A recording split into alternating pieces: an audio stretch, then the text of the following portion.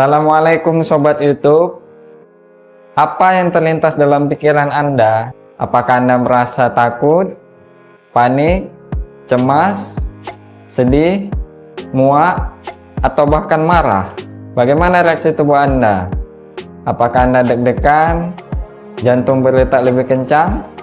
Setiap orang pasti memiliki respon yang berbeda-beda. Yang menjadi masalah adalah jika Anda merasakan berbagai emosi negatif, misalnya panik, sedih, takut, marah, dan kecemasan yang berlebihan. Kenapa ini berbahaya? Karena jika emosi negatif ini terus Anda pelihara, maka suatu saat bisa terjadi ledakan yang sangat dahsyat dalam diri Anda, yang akhirnya merugikan diri Anda sendiri. Jadi Anda perlu menetralisir emosi-emosi negatif ini dari diri Anda. Mulai dari sekarang, jangan ditunda-tunda.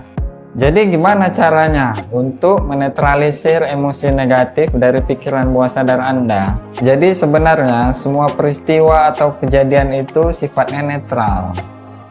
Peristiwa ini bisa menjadi positif atau negatif tergantung dari persepsi kita atau cara kita memaknai peristiwa itu, dan ini akan menentukan emosi kita dan akhirnya mempengaruhi perilaku kita.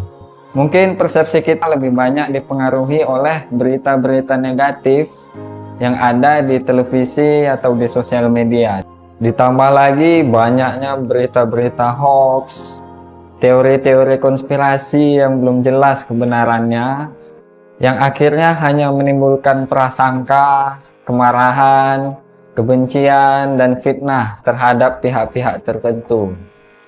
Hati-hati teman-teman, karena fitnah itu lebih kejam daripada pembunuhan. Fitnah itu lebih kejam daripada pembunuhan. Emosi itu menular, apapun jenis emosinya. Jadi Anda perlu menjaga diri Anda, yaitu dengan cara stop melihat, membaca, atau mendengarkan berita-berita negatif baik di televisi ataupun di sosial media.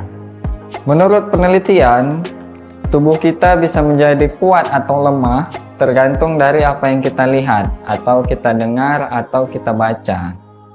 Jika kita membaca berita-berita yang positif, maka tubuh kita pun menjadi kuat. Gitu juga sebaliknya, jika kita membaca berita-berita yang negatif, tubuh kita pun menjadi lemah. Silakan Anda buktikan sendiri dan merasakan perbedaannya di tubuh Anda. Sampai di sini jelas ya. Cara yang pertama, ubah persepsi Anda. Cara yang kedua, stop membaca berita-berita negatif yang ada di televisi ataupun sosial media. Dan yang ketiga, jangan membuat status yang berisi tentang kepanikan Anda di sosial media. Karena jika hal ini Anda lakukan, tanpa Anda sadari Anda telah menularkan kepanikan Anda terhadap orang yang membaca status Anda. Jadi sebenarnya di era milenial ini, menurut saya, bukan hanya mulutmu harimaumu, tapi jarimu harimaumu. Jarimu harimaumu. Cara yang keempat, saat Anda sedang merasakan emosi-emosi negatif, misalnya sedih, cemas, marah, dan sebagainya, luangkan sejenak waktu Anda, cari tempat yang nyaman, tarik nafas Anda yang dalam, dan hembuskan perlahan-lahan. Lakukan berulang-ulang sampai Anda merasa lebih tenang dan nyaman. Setelah itu Anda bisa gerakkan bibir Anda seolah-olah Anda sedang tersenyum. Tahan sekitar 10-20 detik dan rasakan emosi bahagia muncul dalam diri Anda. Hal ini sudah terbukti secara ilmiah bahwa kita bisa dengan sengaja memunculkan emosi apapun yang kita inginkan dengan cara menggerakkan otot-otot wajah kita sesuai dengan emosi yang kita inginkan itu.